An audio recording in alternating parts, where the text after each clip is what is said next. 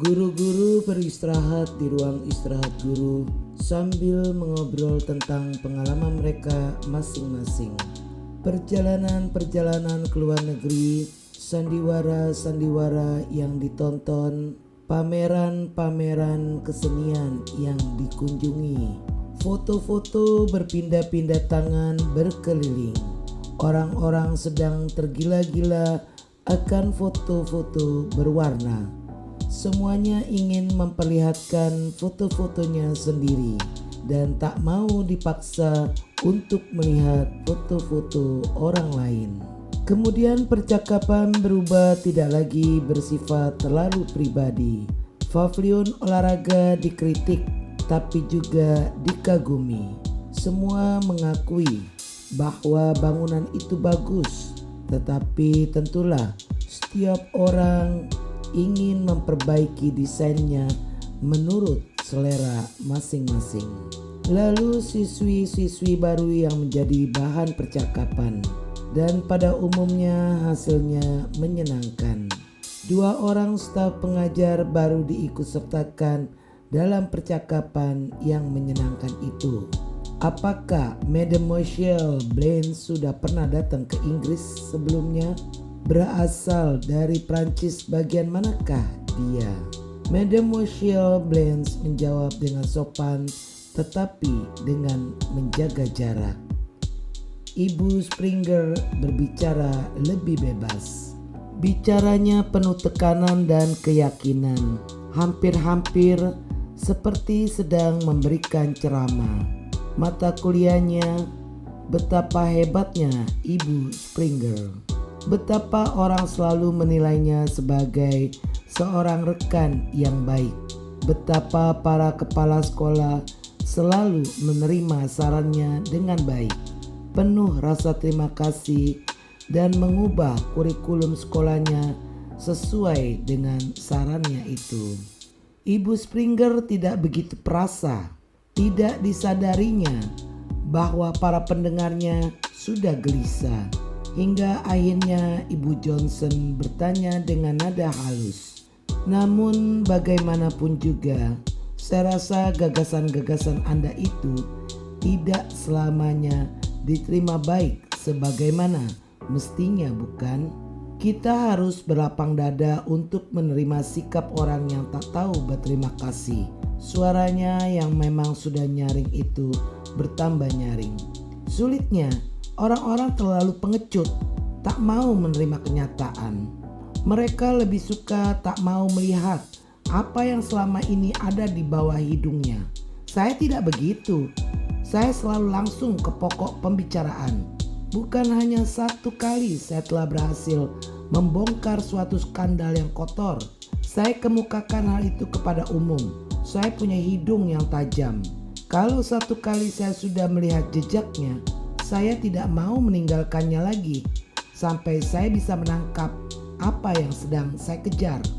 Dia tertawa riang dan nyaring. Menurut pendapat saya, tak seorang pun boleh mengajar di suatu sekolah yang kehidupannya tak bisa dikemukakan secara terbuka. Hingga bila pada seseorang ada sesuatu yang harus disembunyikan, yang lain akan segera tahu. Oh, Anda akan terkejut kalau mendengar apa yang saya ketahui tentang orang-orang lain. Hal-hal yang tak pernah diduga oleh siapapun juga. Anda menyukai pengalaman-pengalaman itu ya? Kata Mademoiselle Blaine. Tentu saja tidak. Saya hanya melakukan tugas saya, tapi saya tidak mendapat dukungan. Itu suatu kelengahan yang memalukan. Jadi sebagai protes, saya minta berhenti. Dia memandang ke sekeliling, lalu tertawa lagi dengan senang dan nyaring. Saya harap di sini tak ada yang harus menyembunyikan sesuatu, katanya dengan ceria. Tak seorang pun merasa lucu, tetapi Bu Springer bukanlah orang yang menyadari hal semacam itu. Bisakah saya berbicara dengan Anda, Bu Bulstrode? Bu Bulstrode meletakkan penanya di sampingnya dan mengangkat mukanya melihat ke wajah Bu Johnson, kepala urusan rumah tangga yang memerah. Ada apa Bu Johnson? Mengenai gadis yang bernama Seista itu, gadis dari Mesir atau entah dari mana itu? Iya, mengenai pakaian dalamnya. Bu Bulstrode mengangkat alis dengan sabar keheranan. Anunya mengenai pelindung payudaranya, ada yang tak beres mengenai BH-nya? BH-nya itu tidak seperti biasanya. Maksud saya BH-nya itu tidak cukup melindungi payudaranya. BH-nya itu mendorong ke atas. Hal itu tak baik bukan? Bu Bulstrode menggigit bibirnya untuk menahan senyum. Suatu hal yang sering harus dilakukannya bila dia sedang berbicara dengan Bu Johnson. Mungkin sebaiknya aku ke sana untuk melihatnya sendiri, katanya dengan bersungguh-sungguh. Kemudian terjadilah semacam pemeriksaan. Benda-benda yang menyalahi persyaratan umum itu diangkat oleh Bu Johnson untuk diperlihatkan. Sedang Seista mengawasinya dengan rasa tak senang. Lihatlah kawat ini dan dipasang tulang-tulang penyangga pula, kata Bu Johnson menyatakan keberatannya. Seista menjelaskan dengan penuh semangat. Tapi harap dimaklumi, payudara saya tidak begitu besar. Tidak cukup besar. Saya jadi kurang kelihatan seperti seorang wanita. Dan bagi seorang gadis adalah penting sekali untuk memperlihatkan bahwa dia adalah seorang wanita, bukan anak laki-laki. Masih banyak waktu untuk itu. Umurmu baru 15 tahun, kata Bu Johnson. 15 tahun itu sudah merupakan usia wanita dewasa. Dan saya memang kelihatan seperti seorang wanita, bukan? Dia menanyakan hal itu kepada Bu Bulstrode yang mengangguk dengan bersungguh-sungguh. Hanya payudara saya terlalu kecil, jadi saya ingin agar tidak kelihatan terlalu kecil. Mengertikah Ibu? Aku mengerti betul, kata Bu Bulstrode. Dan aku mengerti betul pandanganmu. Tapi kau harus mengerti. Di sekolah ini kau berada di antara sesama anak perempuan yang sebagian besar adalah anak-anak Inggris. Dan gadis Inggris biasanya belum merasa dirinya dewasa bila umurnya baru 15 tahun. Aku suka bila anak-anak gadisku merias wajahnya secukupnya saja dan mengenakan pakaian yang sesuai dengan tingkat pertumbuhannya. Kuanjurkan supaya BH-mu ini kau pakai bila kau memakai pakaian pesta atau sedang pergi ke London. Tapi jangan setiap hari di sini. Di sini kalian harus melakukan banyak olahraga dan macam-macam permainan. Dan untuk itu tubuhmu perlu bebas untuk bergerak dengan mudah. Terlalu banyak berlari dan melompat, kata Seista merengut. Begitu juga pelajaran olahraga. Saya tak suka dengan Bu Springer. Dia selalu berkata, lebih cepat, jangan terlambat. Saya jadi muak. Cukup, Seista, kata Bu Bulstrode. Suaranya berubah mengandung wibawa. Keluargamu mengirimmu kemari untuk mempelajari sopan santun Inggris.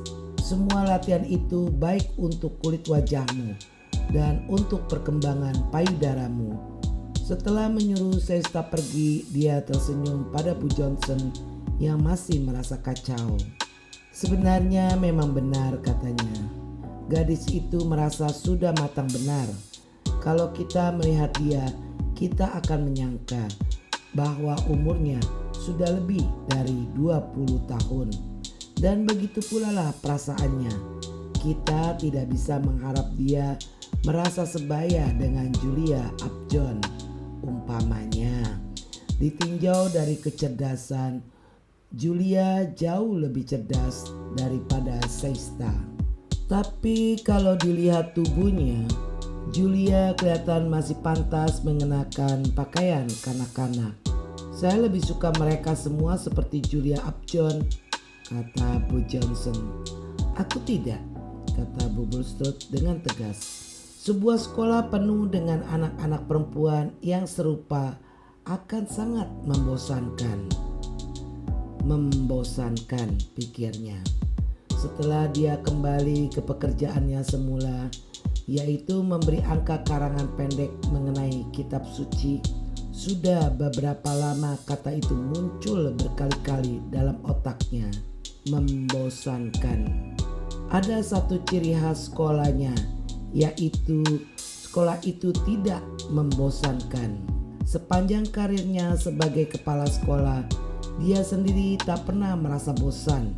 Tentu ada kesulitan-kesulitan yang harus diperanginya, krisis-krisis yang tidak terduga, perselisihan dengan orang tua murid, dengan anak-anak sendiri, pergolakan-pergolakan dari dalam. Dia telah menghadapi dan menangani musibah-musibah yang masih pada tingkat awal dan telah berhasil mengubahnya menjadi kemenangan.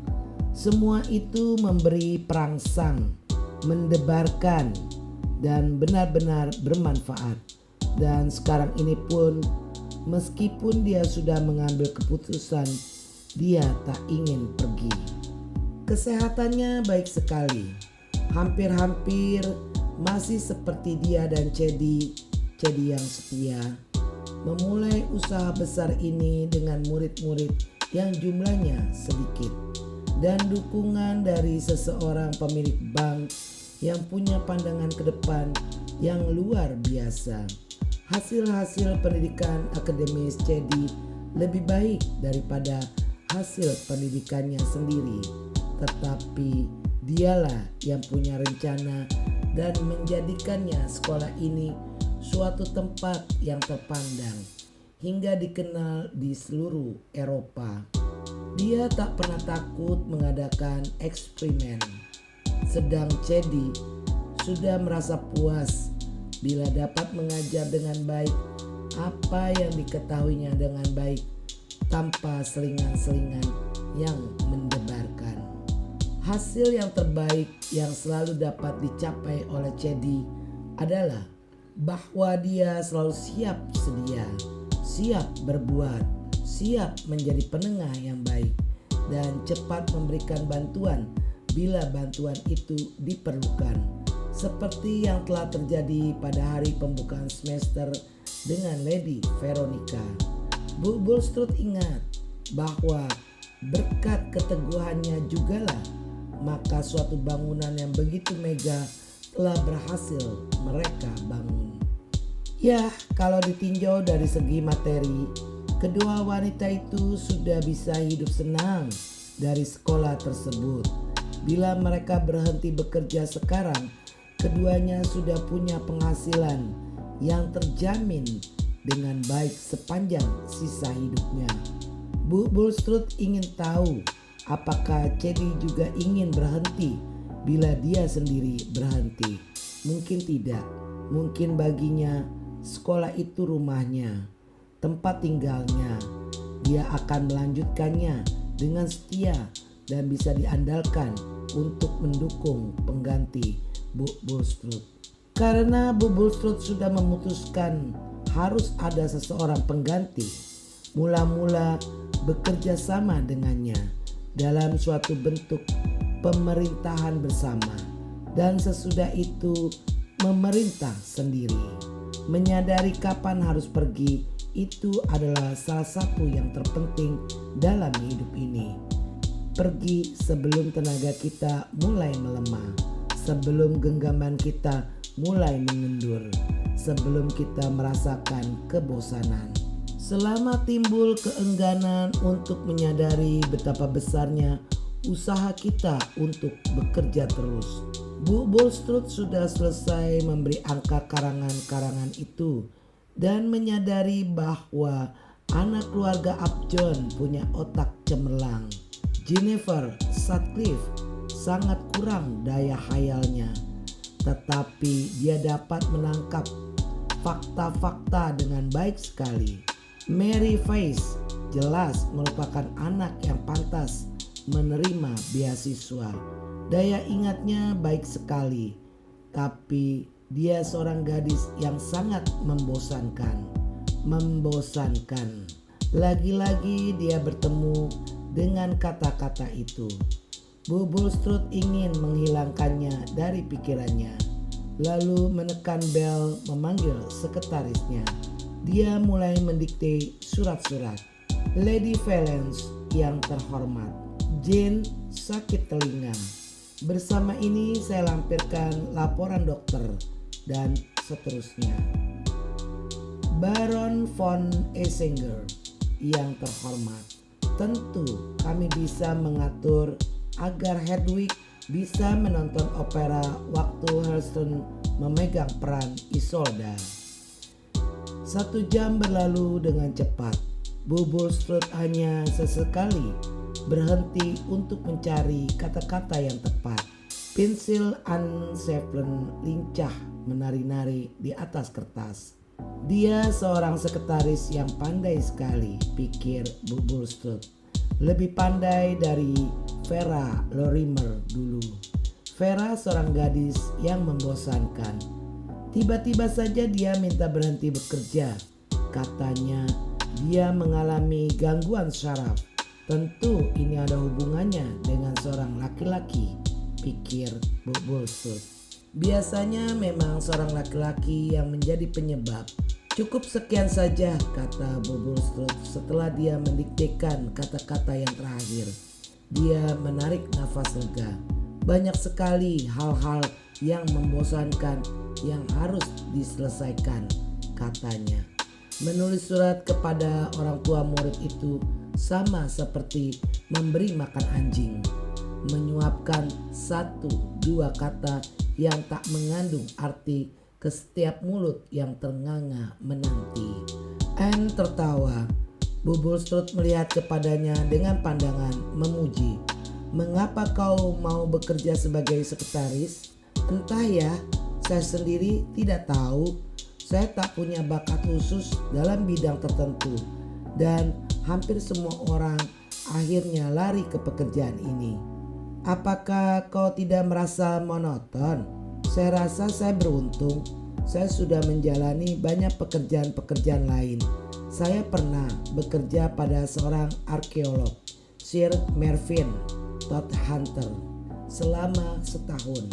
Kemudian saya bekerja pada Sir Andrew Peters dari perusahaan Shell. Saya pernah pula menjadi sekretaris artis yang bernama Monica Lord beberapa lamanya. Pekerjaan di situ penuh kekacauan. Dia tersenyum mengingat-ingat. Sekarang banyak sekali yang begitu di antara gadis-gadis seperti kau ini, kata Bubulstrut. Suka benar berganti-ganti dan pindah. Suaranya terdengar mencela. Sebenarnya saya tak bisa bekerja di suatu tempat berlama-lama. Ibu saya cacat. Dia kadang-kadang sulit. Maka saya harus pulang dan mengurusnya. Oh begitu. Tapi bagaimanapun juga saya rasa saya tetap akan berpindah-pindah dan berganti-ganti pekerjaan. Saya tak punya bakat untuk bertahan di suatu tempat. Menurut saya berganti-ganti dan berpindah-pindah itu tidak membosankan. Membosankan, gumam Bubulstrut yang terkesan oleh kata yang sama itu. Anne memandangnya dengan terkejut. Jangan melihatku seperti itu, kata Bubulstrut. Kata-kata tertentu kadang-kadang kita dengar berulang-ulang kali. Bagaimana kalau kau menjadi guru? Tanyanya ingin tahu. Saya rasa saya akan membenci pekerjaan itu, kata Anne berterus terang. Mengapa? Saya rasa pekerjaan itu membosankan sekali. Oh, maafkan saya. Dia berhenti dengan rasa tak enak. Mengajar sama sekali tidak membosankan, kata Bubulstrut bersemangat. Mengajar bisa merupakan sesuatu yang paling menyenangkan di dunia. Aku akan merasa sangat kehilangan bila aku berhenti. Tapi apakah, Anne menatapnya, apakah Anda punya rencana untuk berhenti? Ya, itu sudah menjadi keputusanku. Oh, setahun, atau mungkin 2 tahun lagi aku baru berhenti. Tapi mengapa? Karena aku telah mempersembahkan yang terbaik untuk sekolah ini dan telah menerima yang terbaik pula dari sekolah ini. Aku tidak mau sesuatu yang nomor 2. Lalu apakah sekolah ini akan berjalan terus? Oh iya, aku bakal punya pengganti yang baik. Saya rasa Bu Van Sittard ya. Jadi kau sudah memastikan dia, kata Bu Bulstrode memandangnya dengan tajam. Itu menarik. Saya rasa saya tidak terlalu memikirkannya. Saya hanya mendengar pembicaraan staf pengajar. Saya rasa dia akan melanjutkan pekerjaan Anda dengan baik, tepat seperti tradisi Anda. Dan dia punya penampilan yang mengesankan, baik dan penuh percaya diri. Saya rasa itu penting, bukan? Ya, itu penting. Ya, aku yakin Eleanor Van Sittard akan merupakan orang yang tepat. Dia akan melanjutkan apa yang Anda tinggalkan, kata Anne sambil mengumpulkan barang-barangnya. Tapi apakah aku menginginkan hal itu, pikir Bu Bulstrode setelah Anne keluar. Melanjutkan apa yang kutinggalkan. Eleanor pasti akan melakukan hal itu. Tidak akan ada eksperimen baru. Tidak ada lagi sesuatu yang baru. Bukan begitu. Aku membuat Meadowbank sampai jadi seperti ini. Aku berani mengadu untung. Aku membuat banyak orang tak senang. Aku menggertak. Aku merayu. Aku tak mau mengikuti pola yang dijalankan di sekolah-sekolah lain. Bukankah cara itu yang kuinginkan akan dilakukan oleh penggantiku di sini? Seseorang yang akan bisa menuangkan kehidupan baru di sekolah ini. Suatu pribadi yang dinamis seperti Ellen Rich. Tapi Ellen belum cukup matang, belum cukup berpengalaman. Dia bisa membangkitkan semangat orang dan pandai mengajar. Dia punya gagasan-gagasan. Dia tidak akan pernah membosankan. Omong kosong. Dia harus membuang perkataan itu dari pikirannya. Eleanor Van Sittard tidak membosankan. Dia mengangkat mukanya waktu Bu Chadwick masuk. Oh, kau Chaddy, katanya. Aku senang sekali bertemu denganmu. Bu Chadwick kelihatan agak heran. Mengapa? Apakah ada suatu persoalan? Diriku sendirilah yang menjadi persoalannya. Aku tak mengerti pikiranku sendiri. Tak biasanya kau begitu, Honoria. Memang ya. Bagaimana jalannya semester ini, Chaddy? Kurasa cukup baik. Bu Chadwick kedengarannya tidak begitu yakin. Bu Bulstrode mendesak. Ayolah, jangan menutup-nutupi. Apa yang tak beres? Tidak ada, sungguh Honoria, sama sekali tidak ada apa-apa. Hanya saja Bu Chadwick mengerutkan dahinya dan wajahnya kelihatan seperti seekor anjing boxer. Ah, hanya perasaanku saja, tapi bukan sesuatu yang pasti. Siswi-siswi baru itu kelihatannya menyenangkan. Aku tak begitu suka pada Mademoiselle Blanche. Tapi dulu pun aku tak suka pada Genevieve Depew. Licik. Bu Bulstrode tidak terlalu memperhatikan kritik itu. Chaddy selalu menuduh guru-guru bahasa Prancis licik. Dia bukan seorang guru yang baik, kata Bu Bulstrode. Sungguh mengherankan. Surat-surat pengantarnya begitu baik. Orang-orang Prancis tak pandai mengajar. Mereka tak mengenal disiplin, kata Bu Chadwick. Dan Bu Springer sebenarnya juga terlalu bersemangat. Melompat kian kemari saja kerjanya. Cocok benar dengan namanya, Springer. Dia menjalankan pekerjaannya dengan baik. Ya, memang baik sekali. Staf baru memang selamanya tidak menyenangkan, kata Bu Bulstrode. Benar, kata Bu Chadwick membenarkan dengan bersemangat. Aku yakin memang tidak lebih dari itu persoalannya. Ngomong-ngomong, tukang kebun baru itu mudah sekali. Tak biasa zaman sekarang. Rasanya tak ada lagi tukang kebun yang muda. Sayang, dia begitu tampan. Kita harus benar-benar waspada jadinya.